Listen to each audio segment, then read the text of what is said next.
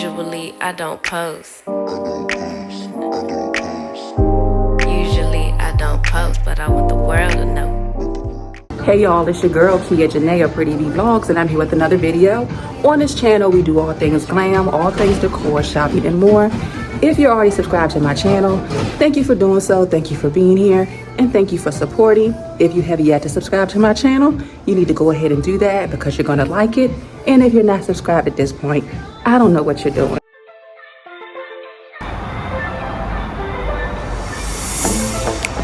I'm feeling way too low to start this night, but I wanna get to your bash.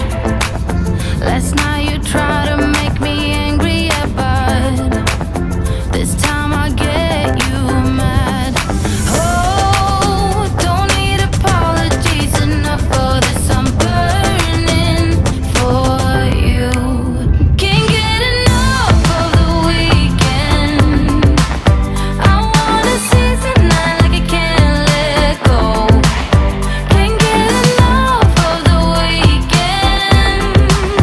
Don't wanna ever get lost to the sun. Oh no, we can't get enough of the weekend.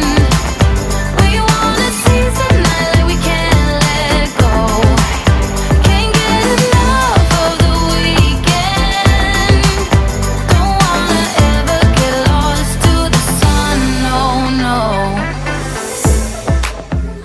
All right, y'all, so we got our tickets and our tour starts at 8:15, but we had to be here by 8. We are touring the St. Louis Cemetery. Yes, I want to go see a cemetery on Halloween at night. And my daughter's with me. So I guess the tours go out like every 15 minutes, so that's why they want you here 15 minutes before your tour starts. So you can check in at the desk, get your tickets, and then you line up, and then they take you out. So we have probably, what time is it? Hold on, y'all. It is 8:03, so we just have a few more moments before it's time for us to line up for our tour. I think when I registered online, I think the latest tour was, I want to say it was like 9 o'clock. I'm not for sure how long this tour is. I would think it's at least 30 minutes, 45 minutes maybe. But I'm excited, y'all, to see what I see or to see if I see anything. I don't know if I want to see something, but we gonna see what I see. And if I see something, then y'all gonna see something, and we gonna see what happens. No, no. Sometimes I wonder how I managed to get so lost in your eyes. It's like you're made of something pure that I'm not, but I'm so glad you are with me. Oh, don't need apologies enough for this. I'm burning for you. Can't get enough of the weekend.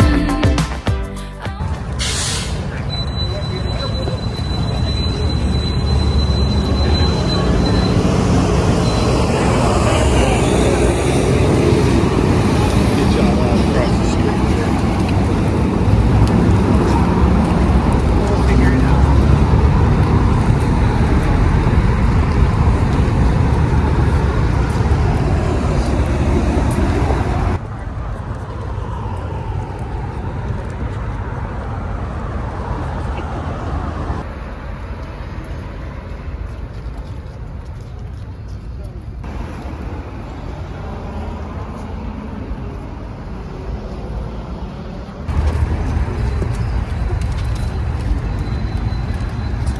Thank you. Thank you. Thank you. Thank you.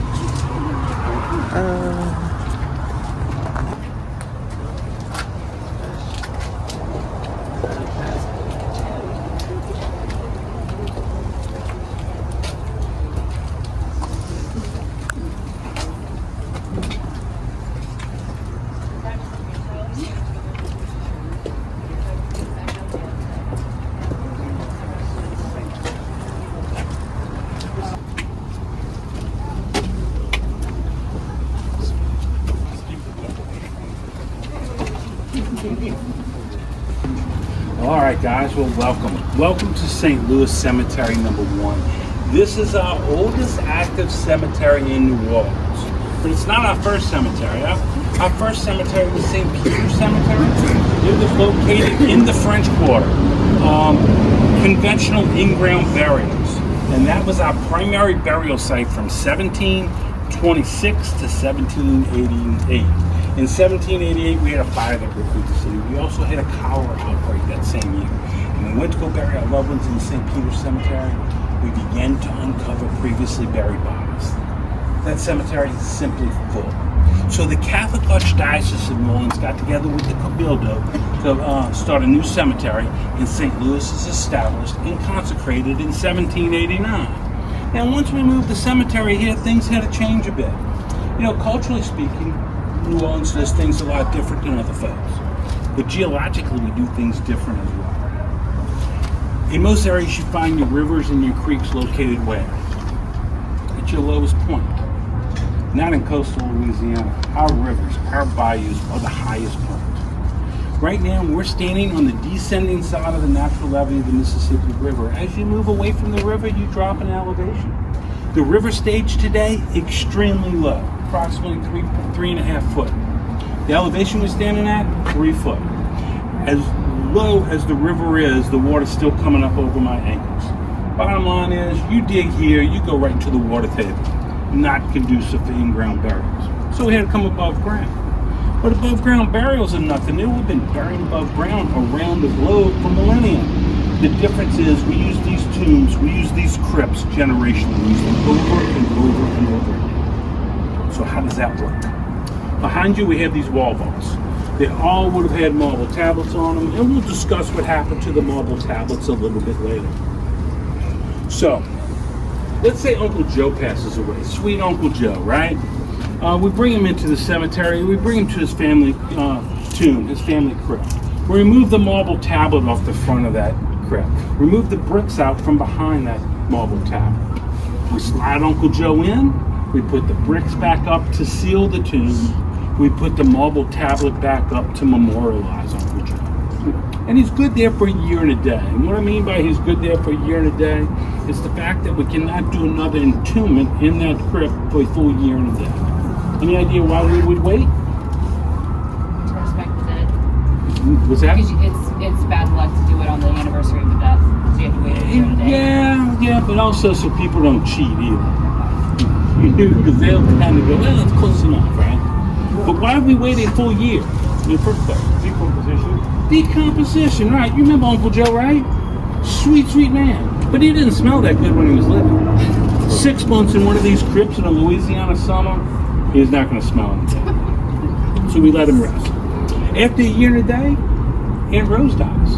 We bring her into the cemetery. We bring her to that same crypt, that same tomb. Again, remove the marble tablet, remove the bricks. But this time, we go into the crypt. Remove any of the wood, any of the hardware left behind from Uncle Joe. We pouch those. We put those, we get rid of the hardware and the wood. We scrap that. Any large bones left behind, we pouch the bones. We put them in a little burlap sack or something easily biodegradable. Set them to the side, but they remain within the crypt. You sweep the rest of Uncle Joe's remains to the back of the crypt, where there's a slot that goes down and under. That slot is called a caveau. Uncle Joe is swept into the caveau. Aunt Rose is slid in. We put the bricks back up. We put the tablet back on, and we're good again for a year and a day. Any questions on that? So the casket will be completely decomposed then? No. You pull the wood and the hardware out and you scratch it. At some point, it must be full. No. There's 700 tombs in the cemetery, over 100,000 residents. In these tombs, because of the, if you ever clean out your oven, you're one of these self-cleaning ovens, when you're done, you know how it's kind of real, like sort of a real fine powder almost? That's kind of what you end up with. Any questions on the burial process?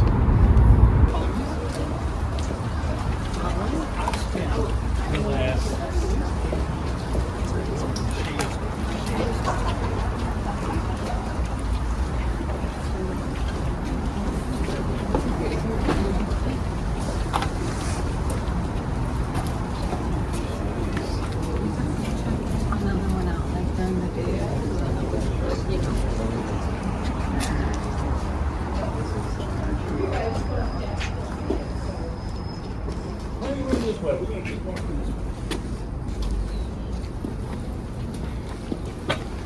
As y'all are coming in, plenty of room over here. Whose tomb is this as y'all are coming in? You got it, Nicolas Cage's tomb.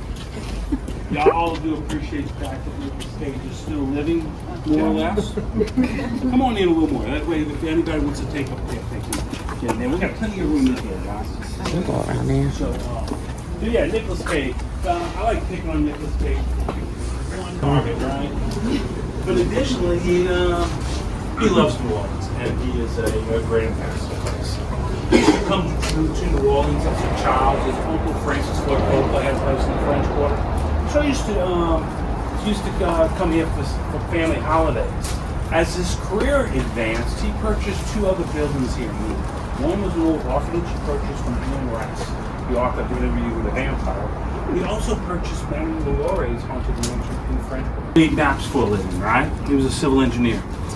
Second career, Andrew Jackson arrives for the Battle of New Orleans, the last major engagement in the War of 1812 against Great Britain.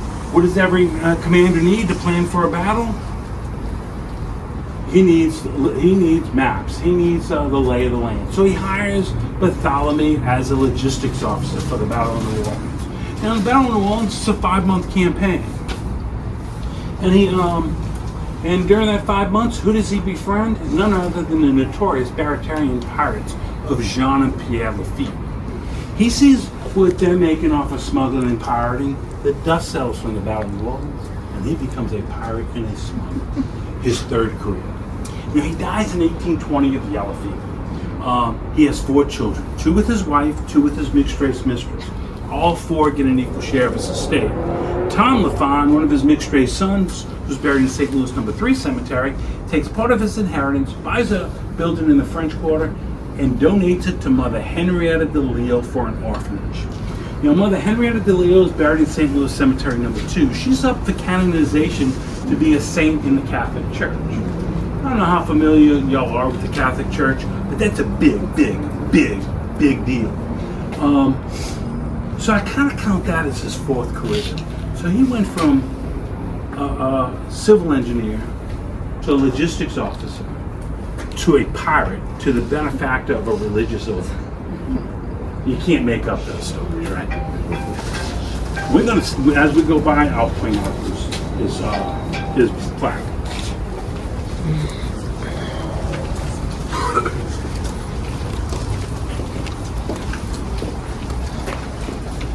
This is Bartholomew right here.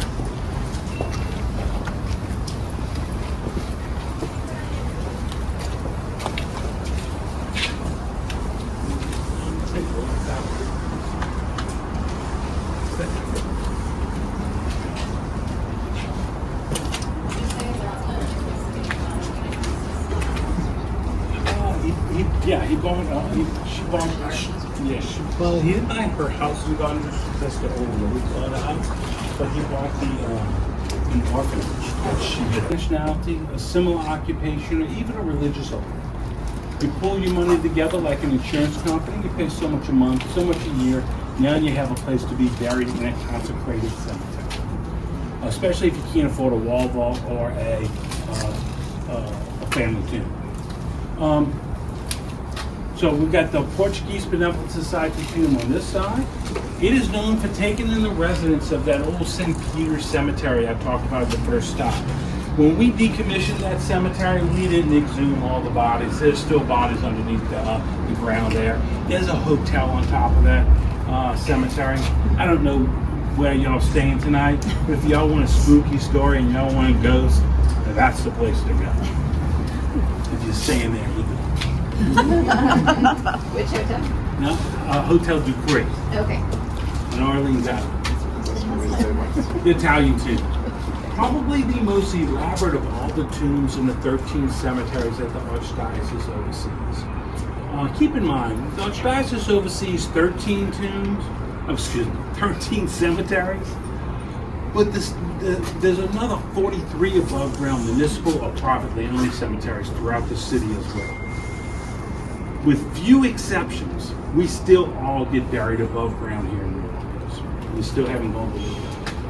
So So this tomb, built in 1856 for $40,000, Baroque style architecture, imported marble from Italy, and it can hold 24 burials at one time. You can see the burial crypts on the quarters. There's 6 crypts on each quarter of the cemetery of this tomb. It also has a little Hollywood story to it. Any of y'all familiar with the movie Easy Rider? You're familiar with the Easy Rider? If you're not, you might be, you remember these 2 names, Peter Fonda and Dennis Hopper. And they make in that movie, they make a drug deal in Southern California.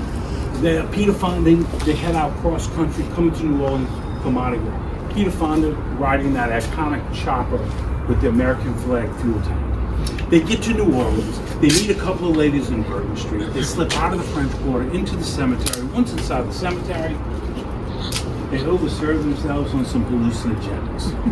They have a wild time in the cemetery. In fact, one of the ladies in that scene, her name is Toni Basil. Y'all know who Toni Basil is? She sings Mickey, Mickey, You So Fine. That's the best part of the whole story. I mean, her being in that scene. Anyway, in that scene, Peter Fonda climbs up on the statue, kisses and caresses the statue, breaks the hand off the statue. The movie's released, the Archdiocese sees the content of the scene and then the damage. That's the last movie shot in any of the 13 cemeteries that the Archdiocese oversees. Just prior to that, the movie Cincinnati Kid was shot here in the cemetery, and that was with Steve McQueen. So, excuse me? Oh yeah, yeah. Nobody knows what happened. They probably did not have a permit to even film it.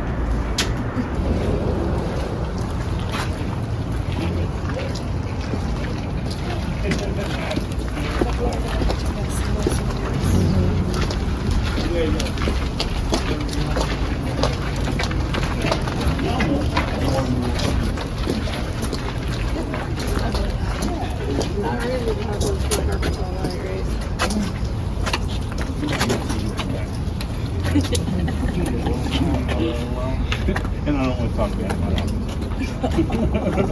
I'm kidding. We got everybody? Yeah. So, how many of y'all are familiar with this gentleman, Homer Plessy? If you don't know who Homer Plessy is, you know more about Homer Plessy than you realize. So let's set the stage. April 23rd, 1862, the American Civil War is going on. Admiral Farragut of the Federal forces breaks through the Confederate blockade at the mouth of a river. He comes up the river, he captures New Orleans. New Orleans becomes an occupied city for the rest of the American Civil War and Reconstruction. Now, at the end of Reconstruction in 1877, as federal forces were leaving occupied territory, there's some new laws spread across the land. These laws, the predecessors to the Jim Crow laws, an awful set of laws designed to disenfranchise those of African descent. Fast forward to 1892, Homer Plessy. He gets on a train at Press Street and Royal Street, right outside the French Quarter. He sits in the whites only car. Agent comes up, asks if he's a man of color. He acknowledges that he is. He refuses to move and is promptly arrested. He's an early Rosa Parks, is what he is. And the idea was to get these terrible laws into the courtroom, because surely they cannot be constitutionally legal. And it grinds to the courtroom for the next 4 years. And finally, in 1896, the U.S. Supreme Court comes out with a decision. It's a 7-1 decision stating that it is constitutionally legal to segregate based on race, provided you offer similar facilities. Separate but equal? Plessy versus Ferguson. This is the landmark case. I heard it over there. Plessy versus Ferguson. Not overturned till Brown versus Board of Education in Topeka, Kansas in 1954, but truly didn't get teeth until President Lyndon B. Johnson signs the Civil Liberties Act of 1964.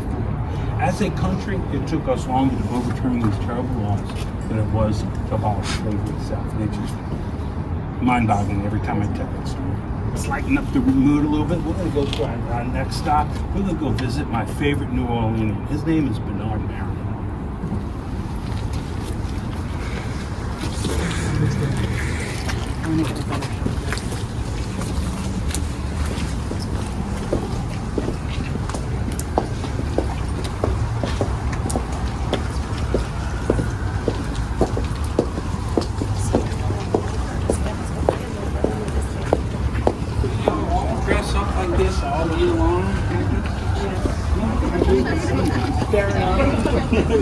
go.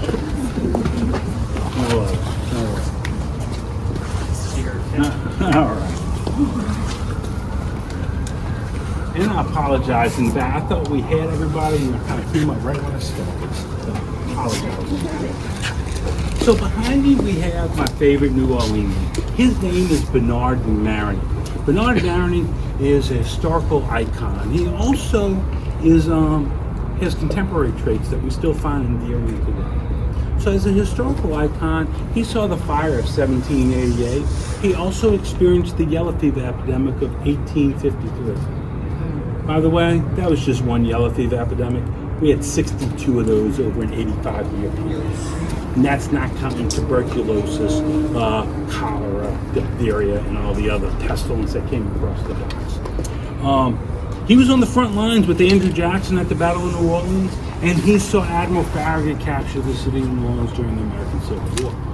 And as far as contemporary traits that we still find endearing, is that he loves carnival. And he would not pass up a Mardi Gras. If y'all hadn't been to New Orleans for Mardi Gras, come to New Orleans for carnival. Don't look at those 14 blocks of Bourbon Street. Or maybe go take a peek.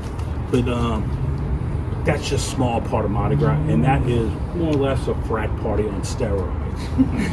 The rest of the city is awesome. It's for kids from 0 to triple digits, adults.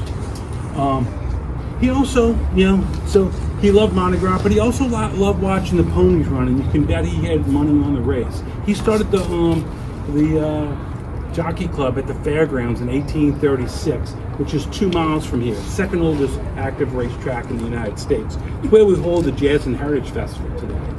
Another reason to come back to New Orleans. But it all started when he was 14 years old. He becomes an orphan, only child to one of the wealthiest families in New Orleans. And as such, he's a wild child. And unchecked resources. So his uncle comes over, sends him back to Europe for education. Well, he ends up in England. And while in England, he learns 3 things he brings back with him. He learns how to be a politician.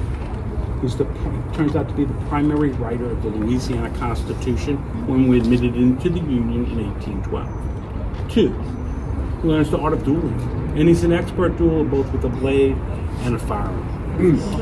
The 3rd thing he brings back with him is the game of hazards. Have you all ever played hazards before? It's a dice game, right? You get down on punches like this and you roll dice. And his buddies are all looking at him in French going, "Bina, you look like a toad." How do you say toad in French? Y'all good. Last tour they said la toad. A little early for that. A toad in French is copain. Now that O sound is actually made with A's, and if you pronounce it in English, you would say crappa. He's credited for bringing craps back to North America. He loved the game. He was terrible at it, and ultimately squandered his entire. Go figure.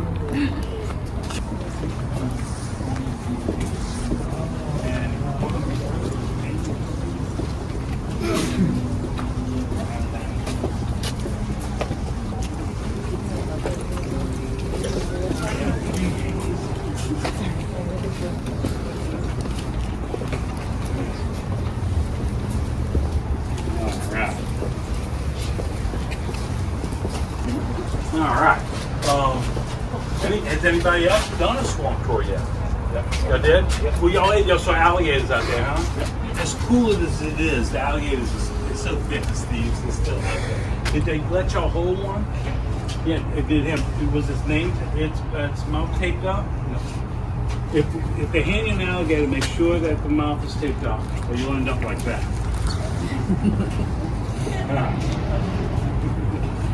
And, they'll teach you the difference. Did they tell you all the difference between what a swamp?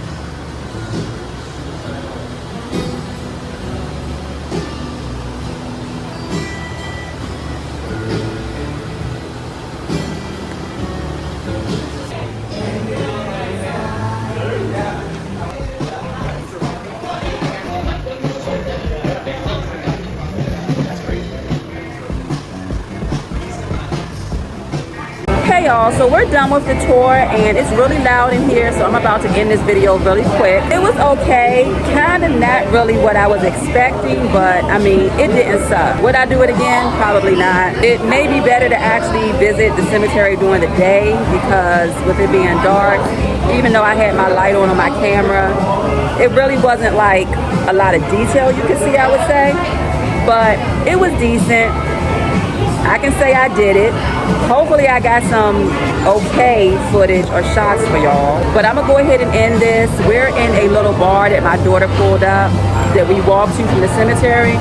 So we're just grabbing something quick to eat because it looks like everywhere else she pretty much looked up in the area is closed. And it's only like 9:30. So we're gonna eat here. This place is called, is it called the Three-Legged Dog? Three-legged dog. This place is called the Three-Legged Dog. Can I pet that dog? Can I pet that dog? It's called the Three-Legged Dog. So we ordered like some, what is it? Philly cheesesteak egg roll, some taco nacho, and some jalapeno poppers, and some kind of a pizza log, whatever that is. I don't know. Thank you guys for tuning in. Thanks for watching. Thanks for supporting. Please hit that subscribe button if you haven't already done it. Turn on your notification bell and tap and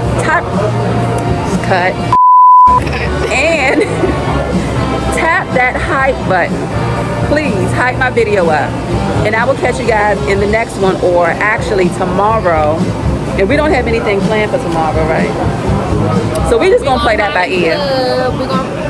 Look, you about to fall all the way out the chair. Okay. What the freak? Never mind. They don't want me to talk to y'all. So she. You okay? I'm alive. So she's trying to say that we're gonna try to find a club or something tomorrow. We're gonna go pop our butts. We're gonna find something good to eat. Don't say pop your butts. I'm married. I gotta keep a little. Pop my butt. Do you know what pop my butt means to Harriet Tubman? Look, no more drinks for you. You don't need that. Alright, y'all. I will talk to y'all in the next vlog. Call you back. Bye. Holla. And all of that. Usually I don't post. Thanks for watching. Usually